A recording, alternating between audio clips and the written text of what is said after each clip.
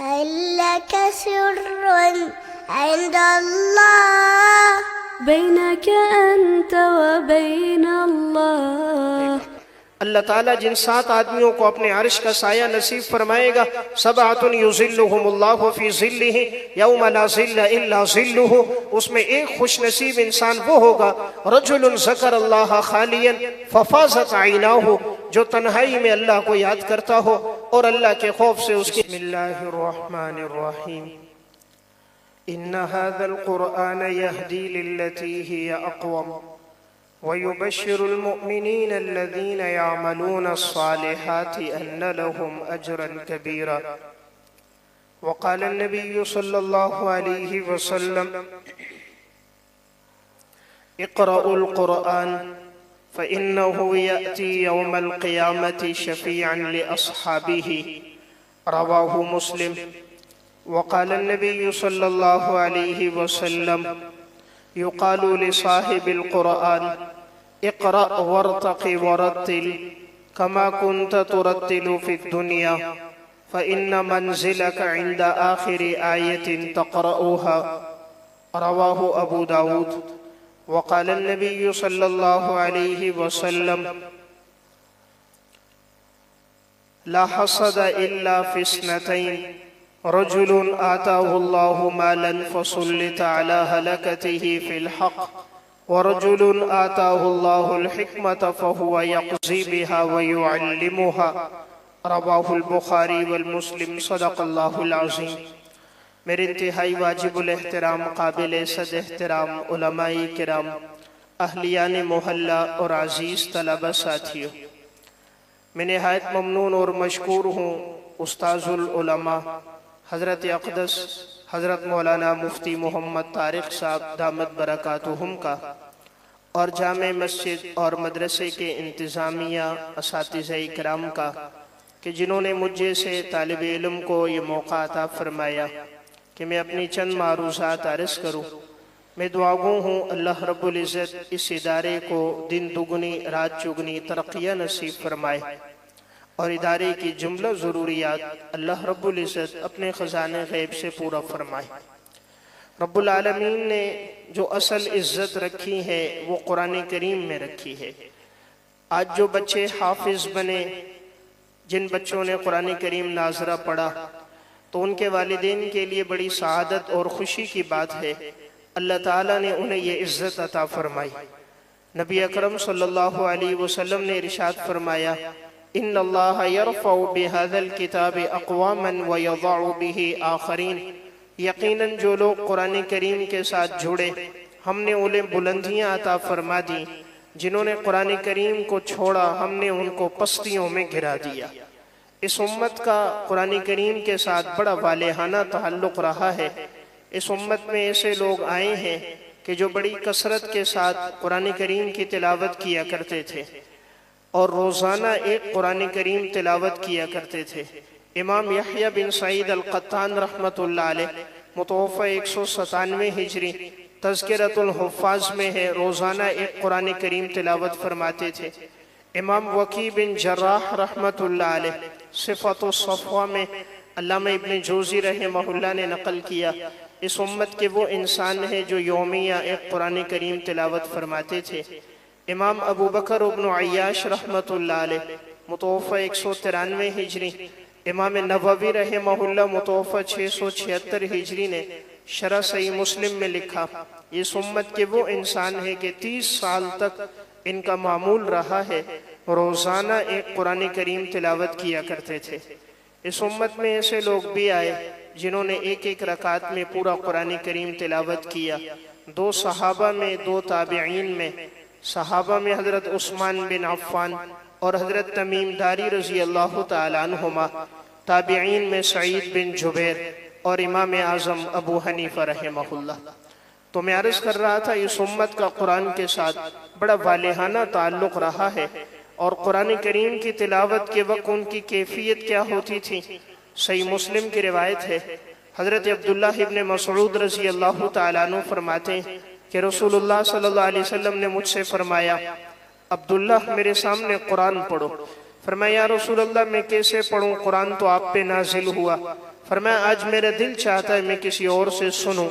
عبداللہ ابن مسعود فرماتے میں نے قرآن کریم کی تلاوت شروع کی، اور میں جب پڑھتے پڑھتے اس آیت پہ پہنچا فَكَيْفَ إِذَا جِئْنَا مِن كُلِّ أُمَّةٍ بِشَهِيدٍ وَجِئْنَا بِكَ عَلَى هَؤُلَاءِ شَهِيدًا، ہم ہر امت میں سے ایک گواہ لائیں گے اور آپ کو تمام امتوں پر گواہ بنا کر پیش کریں گے۔ کہ جب میں نے یہ آیت تلاوت کی سر اٹھایا تو دیکھا تو نبی اکرم صلی اللہ علیہ وسلم کی آنکھوں سے آنسو بہہ رہے تھے۔ تو گویا قرآن کریم کی تلاوت کے وقت امام الانبیاء کی آنکھیں اشک بار ہو جاتی تھیں۔ حضرت ابو بکر صدیق رضی اللہ تعالیٰ عنہ کی کیا کیفیت ہے، صحیح بخاری کی روایت ہے، ام المومنین حضرت عائشہ رضی اللہ تعالیٰ عنہ فرماتی ہیں کانا ابو بکر رجلا بکاء لا یملک دمعہ حین یقرأ القرآن، ابو بکر صدیق بہت زیادہ رونے والے تھے، جب قرآن کریم کی تلاوت کرتے تھے تو اپنے آنسوؤں کو کنٹرول نہیں کر سکتے تھے، اتنی کثرت کے ساتھ روتے تھے۔ حضرت عمر رضی اللہ تعالیٰ عنہ کی کیا حالت تھی، فجر کی نماز پڑھا رہے تھے، جب اس آیت پر پہنچے وَبْيَضَّتْ عَيْنَاهُ مِنَ الْحُزْنِ فَهُوَ كَظِيمٌ، تو اس طرح رونے لگ گئے کہ آپ کے رونے اور ہچکیوں کی آوازیں آخری صف تک سنائی دے رہی تھی۔ تو میں عرض کر رہا تھا حضرات صحابہ اکرام کا سلف کا قرآن کے ساتھ بڑا والہانہ تعلق رہا۔ علامہ ابن عساکر رحمت اللہ علیہ متوفہ 571 ہجری نے تاریخ مدینہ دمشق میں واقعہ لکھا۔ حضرت تمیم داری رضی اللہ تعالیٰ عنہ قرآن کریم کی تلاوت فرما رہے، قیام اللیل میں پڑھتے پڑھتے جب اس آیت پر پہنچے ام حسب الذین اجترحوا السیئات ان نجعلہم کالذین آمنوا وعملوا الصالحات سواء محیاہم ومماتہم ساء ما یحکمون، تمہارا کیا خیال کہ وہ لوگ جو اپنی زندگی تقوی میں گزاریں اور وہ لوگ جو اپنی زندگی نافرمانی میں گزاریں، کیا یہ دونوں برابر ہیں؟ بہت برا ہے جو تم نے یہ فیصلہ کیا ہے، یعنی اللہ کے ہاں یہ ہرگز برابر نہیں۔ اس آیت کو پڑھتے رہے حضرت تمیم داری روتے رہے، پڑھتے رہے روتے رہے، یہاں تک کہ ساری رات گزر گئی۔ تو میں ایک بات عرض کر رہا ہوں، حضرت صحابہ اور سلف کا قرآن کریم کے ساتھ بڑا والہانہ تعلق رہا ہے۔ ام المومنین حضرت عائشہ رضی اللہ تعالیٰ عنہ کا واقعہ علامہ ابن جوزی رحمہ اللہ متوفہ 597 ہجری نے صفت الصفوہ میں لکھا۔ ام المومنین نوافل میں قرآن پڑھ رہی تھی، رو رہی تھی۔ حضرت قاسم فرماتے ہیں جب میں آیا میں انتظار میں رہا، کافی دیر گزر گئی لیکن آپ کو رکوع نہ ہوا، میں چلا گیا، جب واپس آیا تو دیکھا ام المومنین وہیں کھڑی ہیں، قرآن کریم کی آیت تلاوت فرما رہی ہیں فَمَنَّ اللَّهُ عَلَيْنَا وَوَقَانَ عَذَابَ السَّمُومِ، پس اس اللہ کا ہم پر احسان ہوگا کہ وہ اللہ ہمیں جہنم کے عذاب سے بچا دے۔ فرمایا ام المومنین یہ پڑھتی تھی روتی تھی، پڑھتی تھی روتی تھی، جن کی مدح میں اللہ نے قرآن کریم میں سورہ رکوع میں تقریباً 2 رکوع نازل فرمائے، وہ تو قرآن کریم پڑھتے پڑھتے روتے روتے دنیا سے گزر گئے۔ تو میں ایک بات عرض کر رہا تھا، اس امت کا قرآن کریم کے ساتھ بڑا والہانہ تعلق رہا، اور اللہ نے عزت کو قرآن کے ساتھ جوڑا ہے۔ ان اللہ یرفع بہذا الکتاب اقواما ویضع بہ آخرین، جو قرآن کریم کے ساتھ جڑے ہم نے انہیں بلندیاں عطا فرما دی، جنہوں نے قرآن کو چھوڑا ہم نے ان کو پستیوں میں گرا دیا۔ بڑے خوش قسمت ہیں وہ والدین کہ جن کے بچے قرآن کریم کے حافظ ہوں، عالم ہوں، دین سے وابستہ ہوں، دنیا میں اس عزت سے بڑھ کر کوئی عزت نہیں ہے۔ امام مسلم رحمت اللہ علیہ متوفہ 261 ہجری نے صحیح مسلم میں اس روایت سے پہلے متن میں ایک واقعہ لکھا۔ حضرت عمر رضی اللہ تعالیٰ عنہ کا دور خلافت ہے۔ حضرت عمر نے نافع بن عبد الحارث کو مکہ مکرمہ کا گورنر بنایا تھا۔ حضرت عمر رضی اللہ تعالیٰ عنہ سال میں ایک دفعہ گشت کرتے تھے، تو ایک دفعہ گشت کرتے کرتے عثفان پہنچے۔ جب وہاں گئے تو آپ کی ملاقات نافع بن عبد الحارث سے ہو گئی۔ آپ نے فرمایا میں نے تو تمہیں مکہ کا گورنر بنایا تھا، تم عثفان میں کیا کر رہے ہو؟ فرمایا حضرت میں ایک ضروری کام کے سلسلے میں آیا ہوں۔ فرمایا تم نے اپنا نائب کس کو بنایا؟ فرمایا ابن ابزہ کو میں نے اپنا نائب بنایا۔ فرمایا ابن ابزہ کون ہے؟ کہا میرے آزاد کردہ غلاموں میں سے ایک غلام ہے۔ حضرت عمر رضی اللہ تعالیٰ عنہ نے پوچھا آپ نے اپنے غلام کو مکہ مکرمہ کا نائب گورنر بنا دیا؟ فرمایا حضرت اس لیے بنایا انہو قارئ لکتاب اللہ عز وجل وانہو عالم بالفرائض، وہ قرآن کریم کا بہترین قاری ہے، میراث کے مسائل جاننے والا، شریعت کے احکامات سے واقف ہے، اس لیے میں نے اس کو اپنا نائب بنایا۔ امیر المومنین حضرت عمر بن خطاب رضی اللہ تعالیٰ عنہ نے فرمایا تم نے بالکل ٹھیک کیا، اس لیے کہ میں نے نبی اکرم صلی اللہ علیہ وسلم سے سنا، آپ نے فرمایا ان اللہ یرفع بہذا الکتاب اقواما ویضع بہ آخرین، جو قرآن کے ساتھ جڑیں گے ہم انہیں بلندیاں عطا فرما دیں گے، جو قرآن کو چھوڑیں گے ہم انہیں پستیوں میں گرا دیں گے، کہ یہ حقیقت میں آزاد کردہ غلام ہے لیکن قرآن کریم کا قاری ہے۔ آج اللہ نے اسے یہ عزت عطا فرما دی کہ وہ مکہ مکرمہ کا نائب گورنر بن گیا، تو یہ عزت اللہ نے قرآن کی وجہ سے دی۔ تو میں ایک بات عرض کر رہا تھا، جن کے بچے قرآن کریم کے ساتھ وابستہ ہیں، جن کی اولادیں دین سے وابستہ ہیں، یہ دنیا میں بہت بڑی عزت ہے، اس سے بڑی عزت کوئی نہیں۔ یہ عزت نہیں میرا بیٹا سرکاری نوکر بن گیا، یہ بڑی عزت میرا بیٹا قرآن کا حافظ بن گیا، میرا بیٹا دین کا خادم بن گیا، میرا بیٹا عالم بن گیا۔ دنیا میں اس سے بڑی عزت کوئی نہیں، آپ کا اور میرا بیٹا مصلی پہ کھڑے ہو کر اللہ کا قرآن سنائے، اس سے بڑھ کر کوئی اعزاز نہیں۔ آپ کا بیٹا ممبر رسول پر بیٹھ کر اللہ اور اس کے رسول کے ارشادات امت کو بتلائے، اس سے بڑی خوش قسمتی کوئی نہیں۔ آپ کا بیٹا جمعے کی نماز پڑھا رہا ہے، 1500 2000 نمازی اس کے پیچھے نماز پڑھ رہے ہیں، جب تک وہ السلام علیکم نہ کہے کوئی نماز سے نکل نہیں سکتا۔ تو اس سے عزت سے بڑی عزت کوئی عزت نہیں۔ تو اس لیے میں ایک بات عرض کر رہا ہوں، اللہ نے عزت کو دین کے ساتھ جوڑ دیا، اللہ نے دین کو چمکا دیا۔ ہماری اولادیں دین سے لگیں گی، اللہ انہیں چمکا دے گا۔ اللہ نے اسلام کو عزت دے دی، ہماری اولادیں اسلام سے وابستہ ہوں گی، اللہ انہیں عزتیں عطا فرمائے گا۔ امام ذہبی رحمہ اللہ متوفی 748 ہجری کی کتاب سیر اعلام النبلاء، اس میں امام ابو داؤد سجستانی رحمۃ اللہ علیہ متوفی 275 ہجری، جن کی سنن ابی داؤد کتاب ہے، یہ ایک دفعہ درس دینے کے لیے آئے۔ امام ابو داؤد رحمۃ اللہ علیہ سمت کے عظیم محدث ہیں، 3 لاکھ حدیثوں کے حافظ تھے۔ جب درس حدیث کے لیے آئے، ان کے سامنے تو سینکڑوں علماء طلبہ کا مجمع ہوتا تھا، مسند پر بیٹھے اس دور کے ایک بڑے اللہ والے بزرگ حضرت سہل بن عبداللہ تستری رحمۃ اللہ علیہ آپ کے قریب آ کر بیٹھ گئے۔ امام ابو داؤد سے فرمانے لگے، میری زندگی کی ایک خواہش ہے کہ آپ پورا کریں گے؟ حضرت نے فرمایا اگر میرے بس میں ہوا پورا کروں گا۔ فرمایا نہیں، آپ وعدہ کیجئے آپ پورا کریں گے، آپ کے بس میں ہے۔ امام ابو داؤد رحمت اللہ علیہ نے وعدہ فرمایا اخرج الی لسانک الذی تحدث به احادیث رسول اللہ صلی اللہ علیہ وسلم حتی اقبلہ، فخرج الیہ لسانہ فقبلہ۔ میں چاہتا ہوں آپ اپنی وہ زبان مبارک باہر نکالیے جس زبان سے آپ امام الانبیاء، سرکار دو عالم، تاجدار مدینہ جناب رسول اللہ صلی اللہ علیہ وسلم کی احادیث بیان کرتے ہیں۔ میں چاہتا ہوں آپ کی زبان کو بوسہ دوں، شاید یہ میرے لیے نجات کا ذریعہ بن جائے۔ امام ابو داؤد رحمت اللہ علیہ نے اپنی زبان نکالی، حضرت سہل بن عبداللہ تستری نے آپ کی زبان کو بوسہ دیا۔ تو میرا واقعہ سنانے کا مقصد، اللہ نے یہ عزت صرف اپنے دین میں رکھی ہے۔ تو میں عرض کر رہا ہوں، جن کے بچے حافظ بنے، دین سے وابستہ ہو گئے، یہ دنیا میں عزت بہت بڑی عزت ہے۔ یہی امام ذہبی رحمہ اللہ سیر اعلام النبلاء میں امام احمد بن حنبل رحمت اللہ علیہ متوفی 241 ہجری کے حالات میں لکھتے ہیں، ان کے بیٹے عبداللہ فرمانے لگے، جس وقت میرے والد امام احمد درس حدیث کے لیے آتے تھے تو علماء، طلبہ، فقہاء، محدثین سب قطاروں میں کھڑے ہو جاتے تھے۔ کوئی میرے والد کے ہاتھوں کو چومتا تھا، کوئی میرے والد کی پیشانی کو بوسہ دیتا تھا۔ رأیت کثیرا من العلماء والفقہاء والمحدثین یقبلون ابی بعضهم یدہ وبعضهم رأسہ۔ میں نے بہت سے علماء کو دیکھا، فقہاء کو دیکھا، محدثین کو دیکھا، کوئی میرے والد امام احمد کی پیشانی کو چومتا تھا اور کوئی میرے والد امام احمد کے ہاتھوں کو بوسہ دیتا تھا۔ تو میں ایک بات عرض کر رہا تھا، اصل عزت اللہ نے قرآن کے ساتھ جوڑ دی ہے۔ ہماری اولادیں اگر قرآن سے، دین سے وابستہ ہو جائیں، رب العالمین ان کو بھی عزت عطا فرمائے گا۔ دین پر لگ کر کسی کی عزت کم نہیں ہوتی، اللہ اس کی عزت کو، مقام کو، مرتبے کو اللہ بڑھا دیتا ہے۔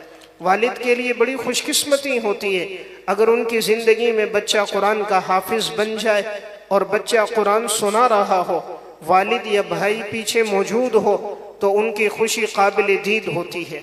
آج سے 2 سال قبل ایک جگہ میرا بیان تھا، 23ویں شب، جب میں وہاں پہنچا آخری تراویحیں چل رہی تھیں تو ایک نوجوان قاری صاحب قرآن سنا رہے تھے، شاید 17-18 سال عمر ہوگی۔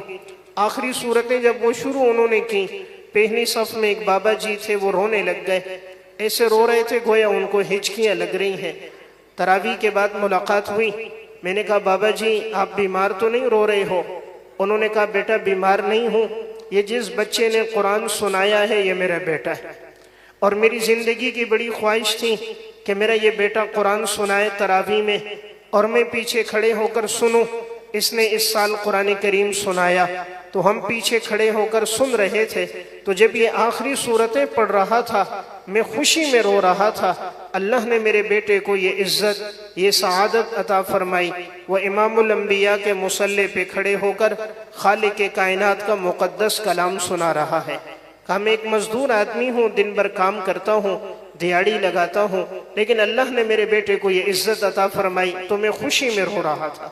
تو میں عرض کر رہا ہوں یہ عزت بہت بڑی عزت ہے کہ ہمارا بیٹا ہو، قرآن کریم سنا رہا ہو، دین سے وابستہ ہو، علوم نبوت سے وابستہ ہو، یہ عزت بڑی عزت ہے۔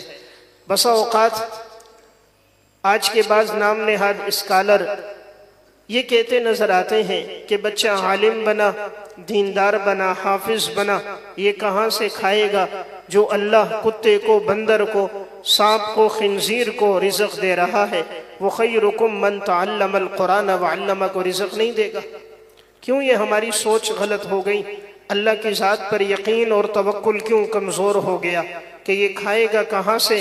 جس رب نے مجھے اور آپ کو ماں کے پیٹ میں ہماری تخلیق کی 3 اندھیروں میں یخلقکم فی بطون امہاتکم خلقا من بعد خلق فی ظلمات 3 اندھیروں میں اللہ نے انسان کو پیدا کیا، ماں کے پیٹ کا اندھیرا، رحم کا اندھیرا، جھلی کا اندھیرا، وہاں اللہ نے ہمیں غذا دی، دنیا میں آئے اللہ نے ماں کے سینے میں دودھ جاری کر دیا، ماں کے دل میں محبت اور شفقت ڈال دی، ہمیں بولنا نہیں آتا تھا وہاں بھی رزق کا انتظام کیا، اور جب انسان قرآن کی خدمت کرے کیا اللہ اس وقت اس کے لیے رزق کا انتظام نہیں کرے گا؟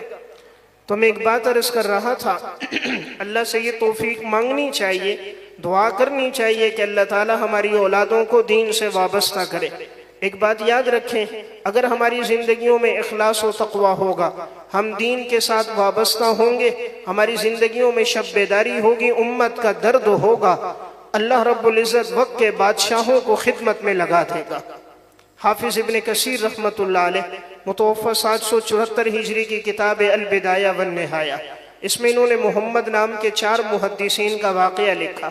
ایک محمد بن نصر مروزی، دوسرے محمد بن جریر طبری، تیسرے محمد بن منذر اور چوتھے محمد بن اسحاق بن خزیمہ۔ یہ 4 محمد نام کے محدثین ہیں اور 4 چوٹی کے علماء ہیں، آج بھی ان کی لکھی ہوئی کتابیں موجود ہیں۔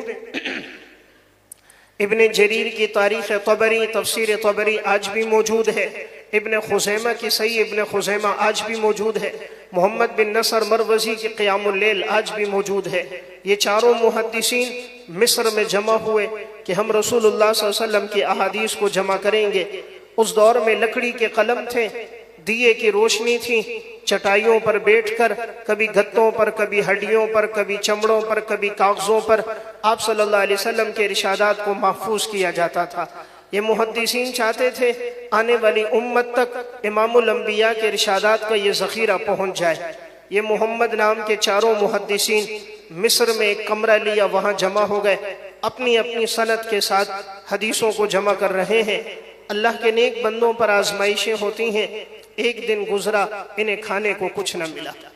دوسرا دن آ گیا اور یہ محمد نام کے 4 محدثین بیٹھے ہیں، حدیثیں لکھ رہے ہیں، دوسرا دن ہو گیا اور انہوں نے کچھ نہ کھایا، پانی کا گھونٹ پیتے تھے اور حدیث کی خدمت میں لگے تھے۔ جب تیسرا دن ہو گیا تو ذرا پریشان ہوئے کہ کیا کیا جائے۔ مزید 1 دن 2 دن تو فاقہ ہو جائے گا، اس سے زیادہ تو کرنا بڑا مشکل ہے۔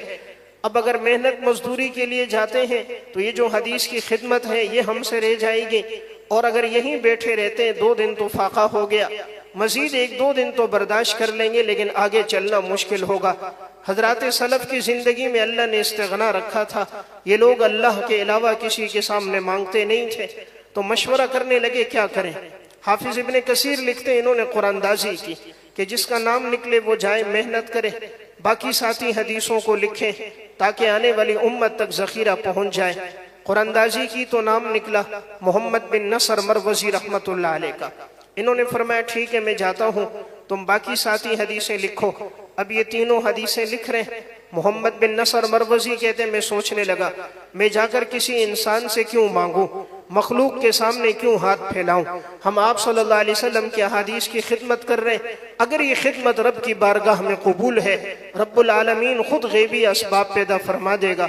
مسجد آئے، 2 رکعت نماز پڑھی، جب سجدے میں گئے اللہ کے سامنے رونے لگ گئے۔ انسان سب سے زیادہ قریب رب العالمین کے سجدے میں ہوتا ہے۔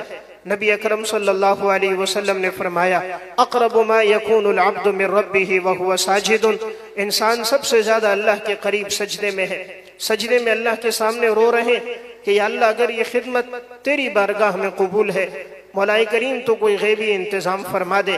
اللہ آنسوؤں کی بڑی لاج رکھتا ہے، آسمان سے پانی اللہ برساتا ہے، زمین سے پانی اللہ نکالتا ہے، دریاؤں کا خالق، ندی نالوں کا خالق، آبشاروں کا خالق اللہ ہے، لیکن آنسوؤں کی 2 قطروں کی بڑی لاج رکھتا ہے۔ اس لیے حدیث میں آتا ہے اگر ندامت سے آنسو کا 1 قطرہ بہہ جائے مکھی کے سر کے برابر کیوں نہ ہو، اللہ جہنم کی آگ کو حرام کر دے گا۔ اللہ تعالیٰ جن 7 آدمیوں کو اپنے عرش کا سایہ نصیب فرمائے گا، 7 یظلہم اللہ فی ظلہ یوم لا ظل الا ظلہ، اس میں ایک خوش نصیب انسان وہ ہوگا رجل ذکر اللہ خالیا ففاضت عیناہ، جو تنہائی میں اللہ کو یاد کرتا ہو اور اللہ کے خوف سے اس کی آنکھوں سے آنسو بہہ جاتے ہیں۔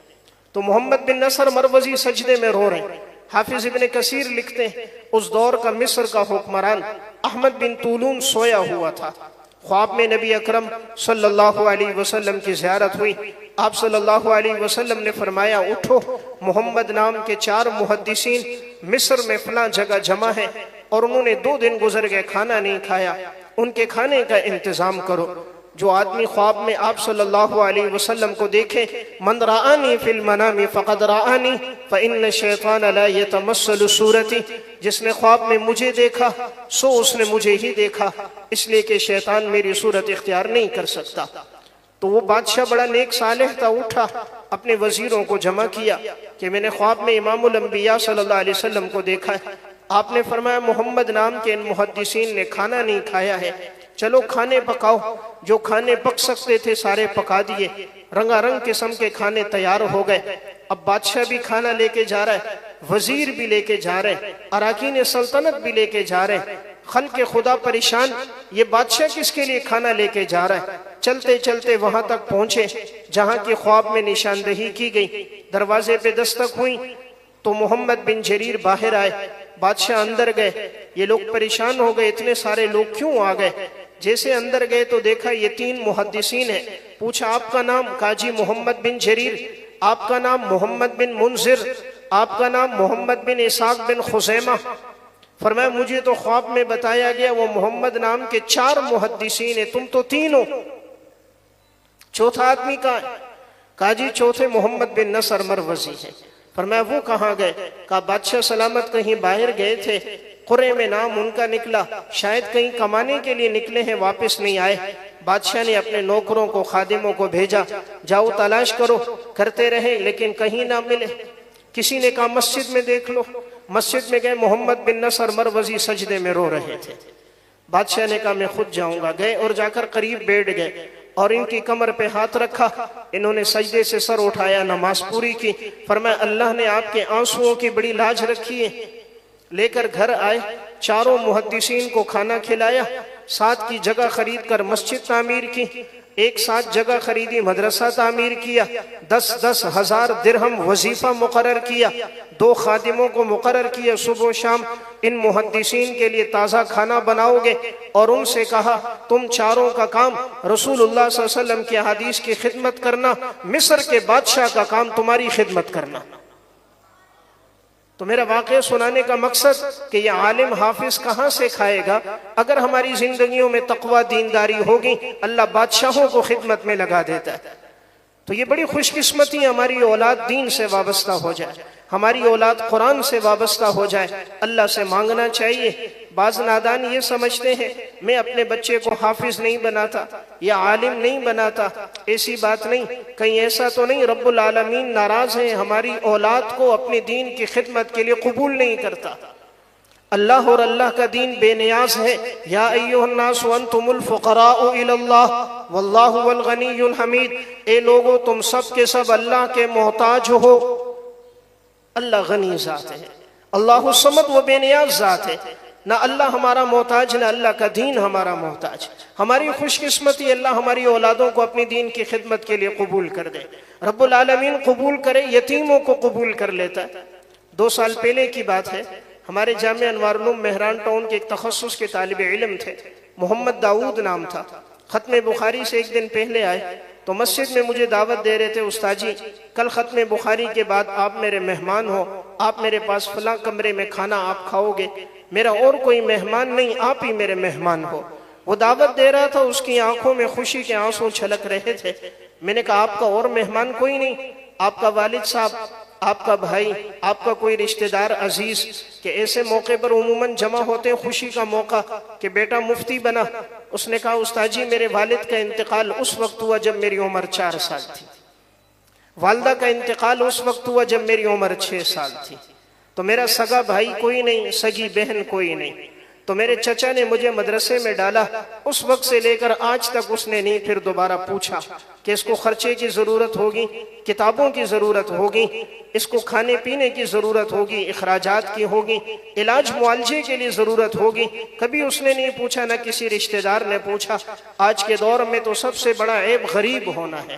اگر ایک انسان غریب ہے، سگا بھائی اسے دیکھ کر رخ پھیر دیتا ہے، کہیں مجھ سے قرضے کا مطالبہ نہ کر دے، کہیں مجھ سے کوئی مانگ نہ لے۔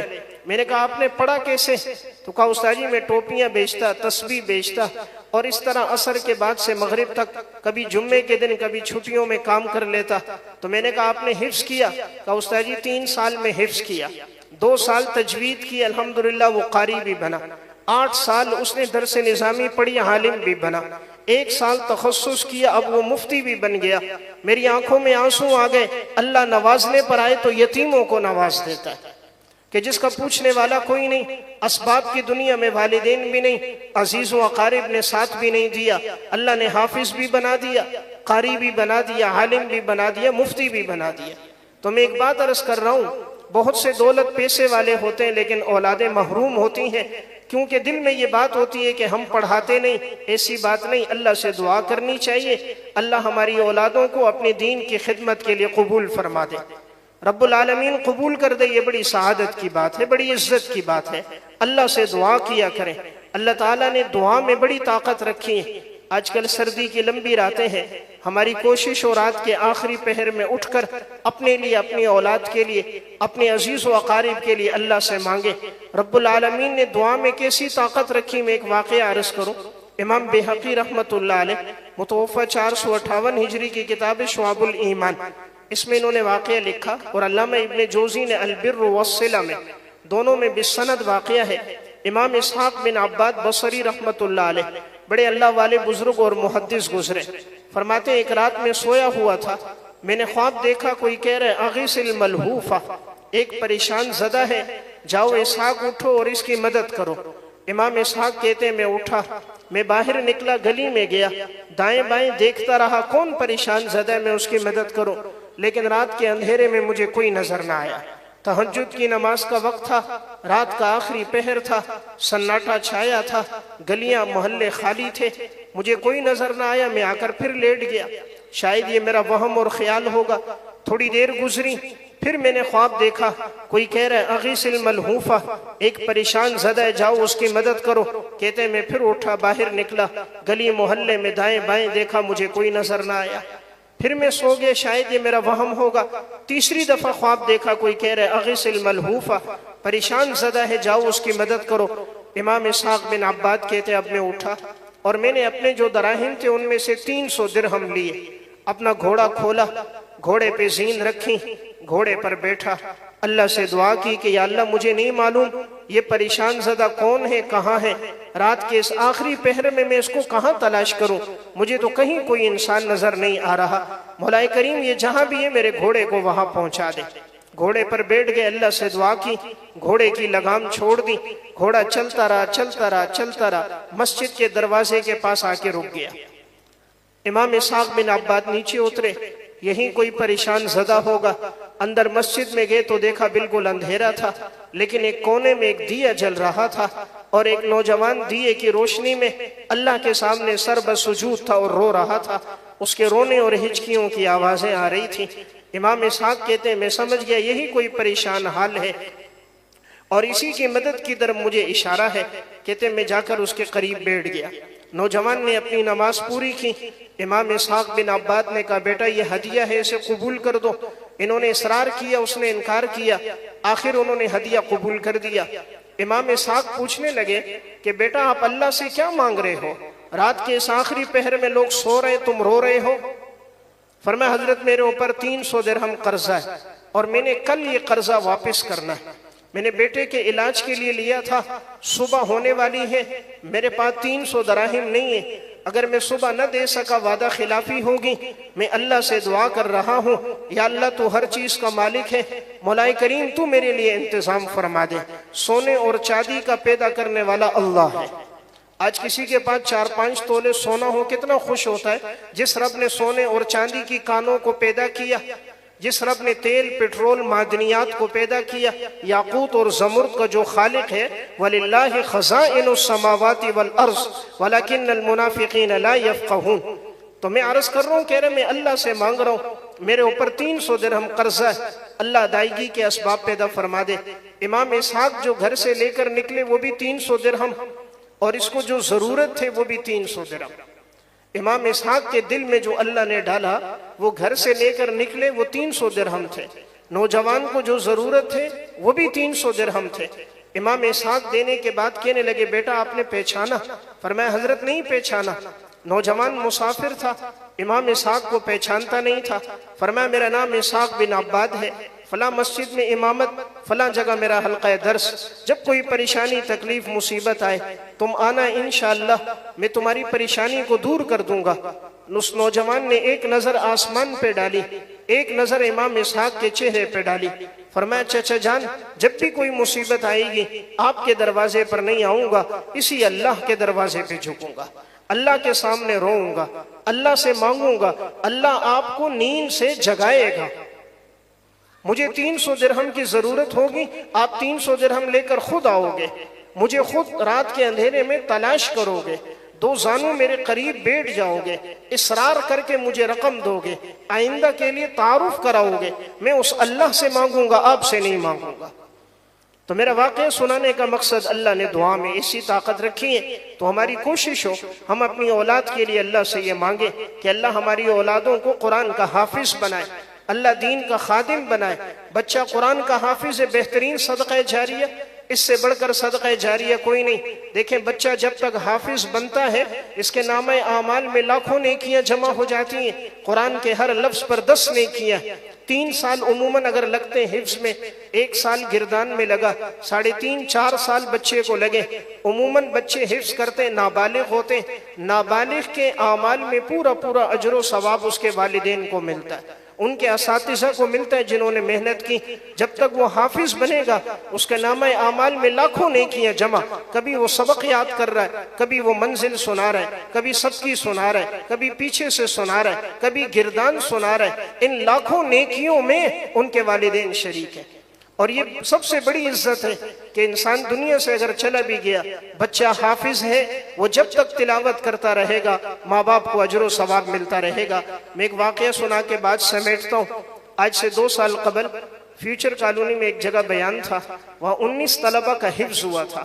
ناظم صاحب کہنے لگے مفتی صاحب اگر وقت ہو میں آپ کو ایک بچے کی تلاوت سناؤں، بہت اچھا قرآن پڑھتا ہے۔